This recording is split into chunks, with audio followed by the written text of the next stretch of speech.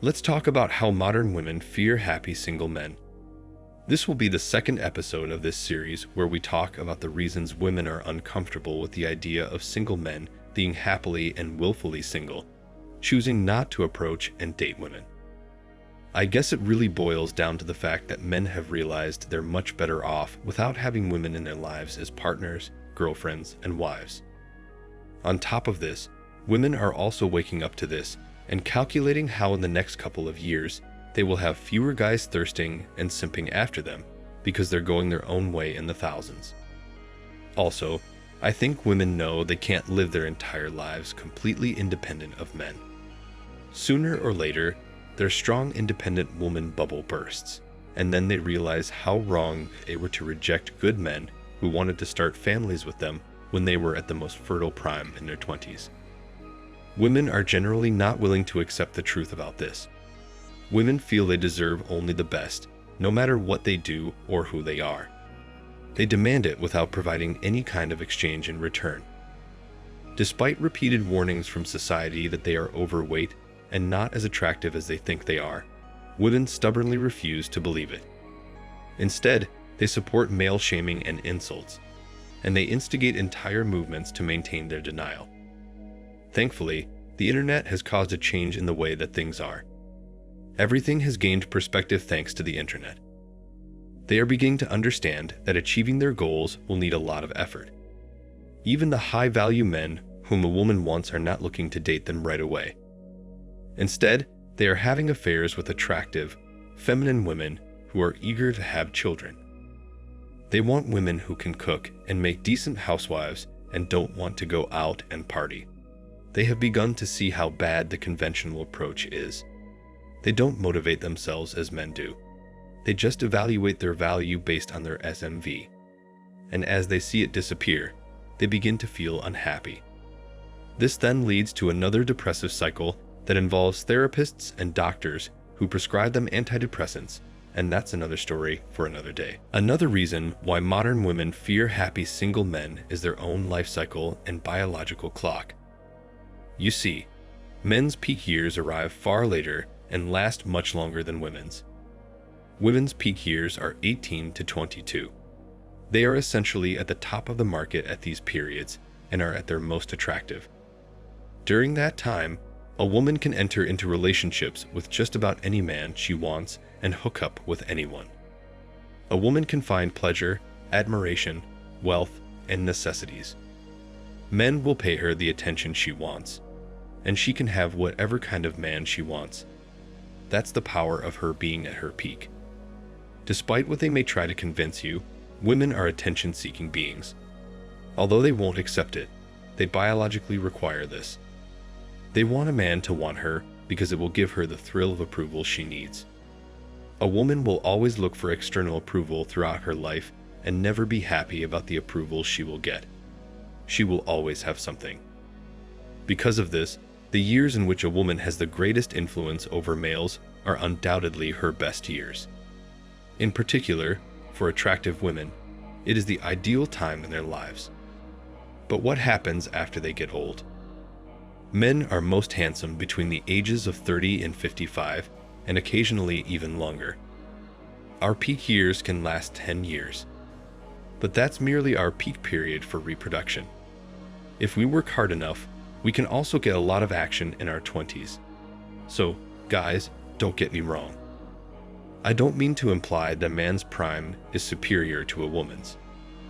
Just stating that women are much more attractive than guys, and their beauty is a lot more effective than a man's wealth to attract the opposite gender.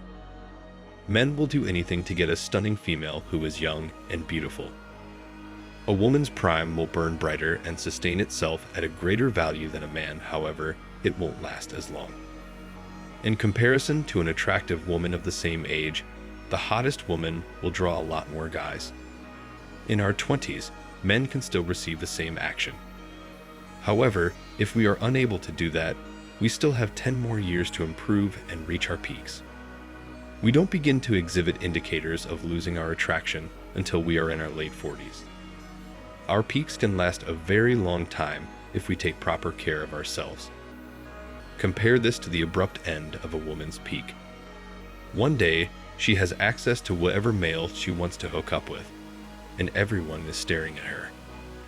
Every man is rushing to win her attention, and all of a sudden, she lost everything. For women, there is no graceful aging. There's no accepting her age and ebbing into the final years of her life. It's as they say, women age like milk, while men age like wine. Once women reach their 30s, they lose their radiance and start to fade. Men are still paying attention to them, so it's not like they're not getting any, but the ones she does get are just not high quality. She is being passed over in favor of younger women.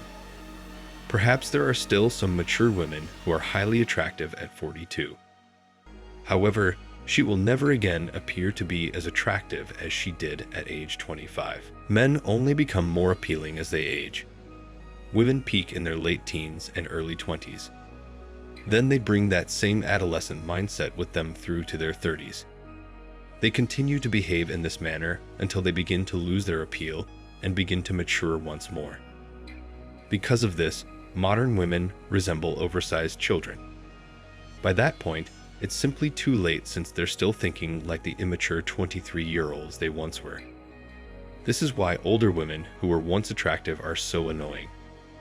The majority of older women who were formerly attractive are twice as difficult to get laid. Women do not improve with age, but men do.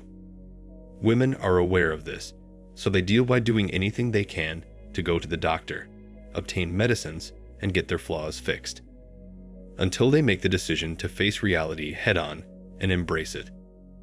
With regard to starting careers, we are now earning more money than before. Ironically, this is exactly what feminism desired, but they fail to consider the fact that a guy doesn't value a woman's accomplishments.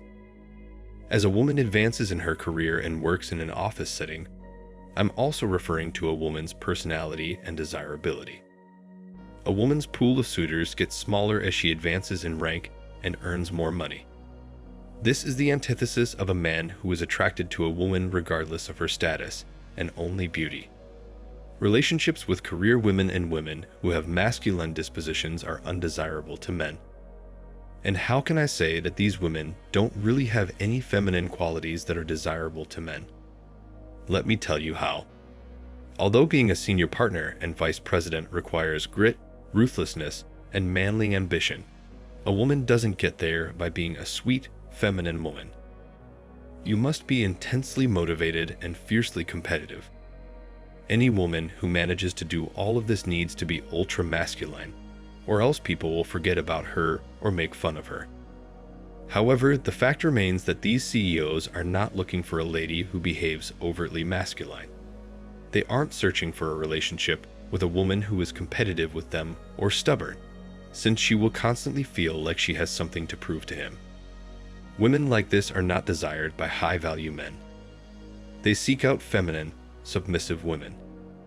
They prefer women who are significantly less competitive than themselves. Men prefer younger women and prefer women in professions beneath their own. For this reason, there are cliches about the CEO having a relationship with the secretary, a gorgeous 23-year-old. He is worth more than she is. He instructs her accordingly. He commands her since he is in a position of authority. She complies with instructions. Generally, women become less interested in men as they rise in the corporate and business worlds. That's also how women naturally are. They have a hard time respecting and liking men. In terms of workplace dynamics, they are superior. Despite the fact that she may be out with a coworker, she is actually working hard to advance as senior management and looking for the CEO. She will only go out with a clerk, assistant, new employee, or forklift operator in the factory. She wants to go out with the boss. She desires a relationship with the top man. That is the way things are. Females are beginning to understand that this is the way they naturally are and how they are wired. Today's career women are generally displeased with their success and regret their choices. The majority of senior women in business are not feminists. The vast majority of them want families and regret getting into this. Now that they know that their power and attractiveness have faded, no man wants to be associated with them. And so, It is because of these and a dozen other reasons men are not approaching or pursuing women anymore. And it is these reasons that make them want to remain single and actually live highly decent and joyous lives. It is because of all of these reasons modern women fear happy single men. We use the word fear because there's a certain danger attached to this as well. What if one day men never want women in the future? What if the women who used to get all the free attention and validation now get nothing? All valid concerns, I must say. Thanks for watching Man Reacts. Thanks for your love and support. Please keep liking our videos and subscribing to the channel.